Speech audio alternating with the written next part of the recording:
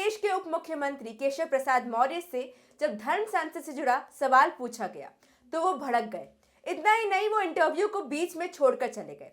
जाते जाते उन्होंने कहा कि धर्म संसद चुनाव से जुड़ा मुद्दा नहीं है और धर्माचार्यों को अपने मंच से अपनी बात कहने का अधिकार है।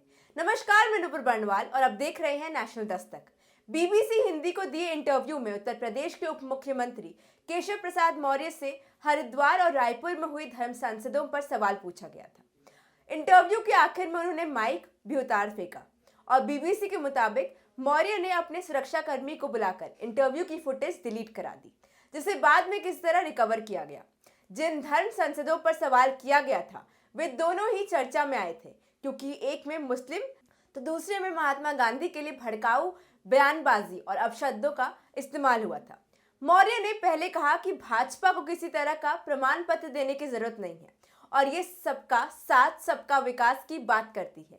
धर्म संसदों से जुड़े सवाल पर मौर्य का जवाब क्या आया, आप खुद सुनिए। उन्होंने कहा कि धर्माचार्यों को अपने मन से अपनी बात कहने का अधिकार है। ये बोले कि आप सिर्फ हिंदू धर्म आचार्यों की बात क्यों करते हैं, बाकी धर्माचार्यों द्वारा क्या क्या बयान दिए गए हैं इस पर भी ध्यान दें।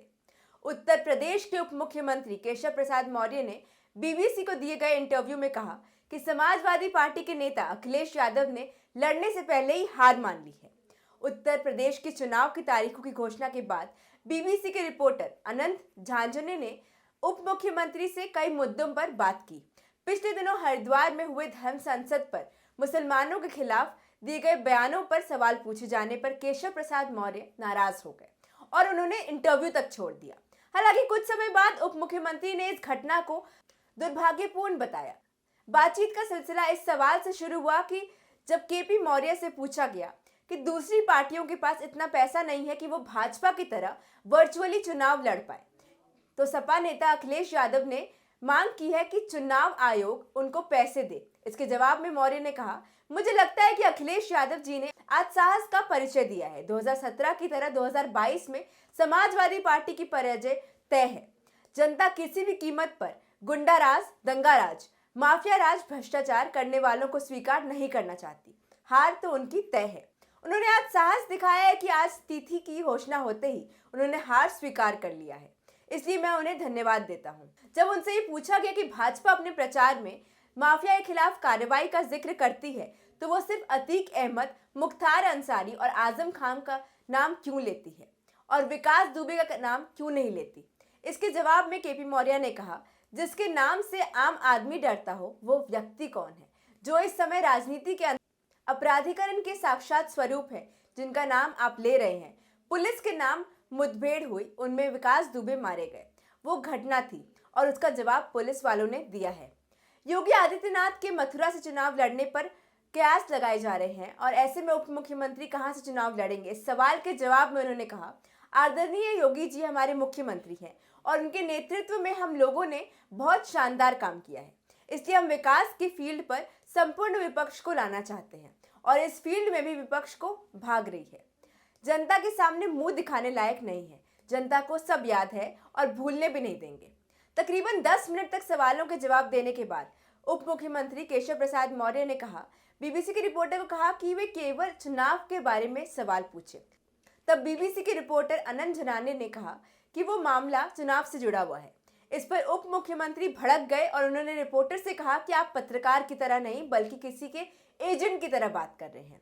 इसके बाद उन्होंने अपनी जैकेट पर लगा माइक हटा दिया और बातचीत वहीं रोक दी, कैमरा बंद करने के लिए कहा और उसके बाद उन्होंने बीबीसी रिपोर्टर का कोविड मास्क खींचा और सुरक्षा कर्मियों को बुलाकर जबरन वीडियो डिलीट करा दी। कैमरामैन ने डिलीट कर दिए गए वीडियो को रिकवर करने में कामयाबी हासिल की। दोनों कैमरों में वीडियो डिलीट हो चुका था। इसकी तसल्ली लेने के बाद केपी मौर्य सुरक्षा कर्मियों के साथ चल दिए, लेकिन कैमरे के चिप में वीडियो को रिकवर किया जा सकता था, ये बात वो नहीं जानते थे। बीबीसी ने इस घटना पर गंभीर ऐतराज जाहिर करते हुए इसे भाजपा के राष्ट्रीय अध्यक्ष, भाजपा के प्रदेश अध्यक्ष और राज्य के मुख्यमंत्री को आधिकारिक तौर पर एक शिकायत भेजी है, लेकिन अभी तक कोई जवाब नहीं आया है।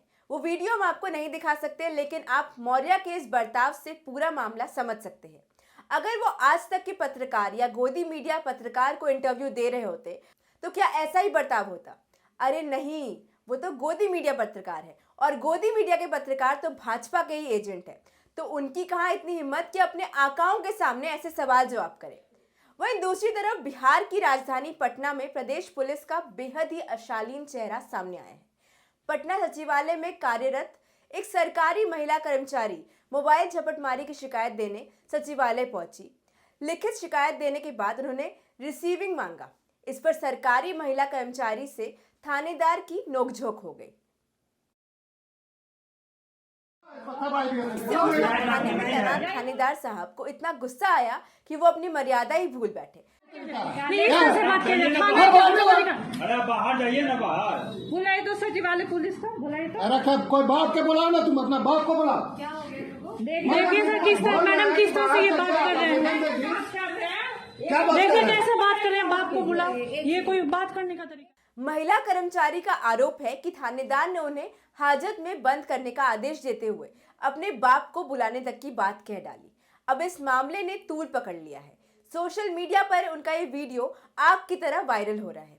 आपको याद होगा कि जब मुख्यमंत्री नीतीश कुमार ने प्रदेश की सत्ता संभाली थी तो उन्होंने बिहार में कानून व्यवस्था को सुधारने और पुलिस की छवि को बेहतर करने की बात की थी।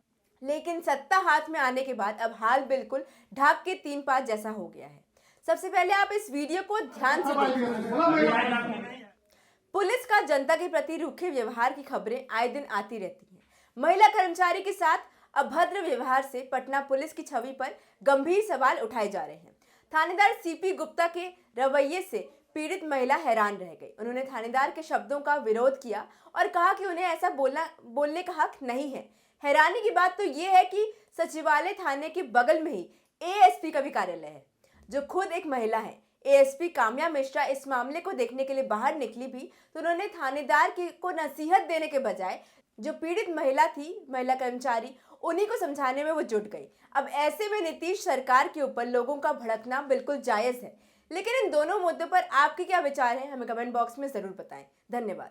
नेशनल दस्तक की आपसे गुजारिश है कि अगर इसको बचाना चाहते हैं तो नेशनल दस्तक को सब्सक्राइब करने के लिए रेड कलर के सब्सक्राइब बटन को दबाएं, फिर बेल आइकन की घंटी दबाएं। नेशनल दस्तक को बचाने के लिए बहुत जरूरी है कि हर खबर को शेयर करें, लाइक करें, कमेंट जरूर करें।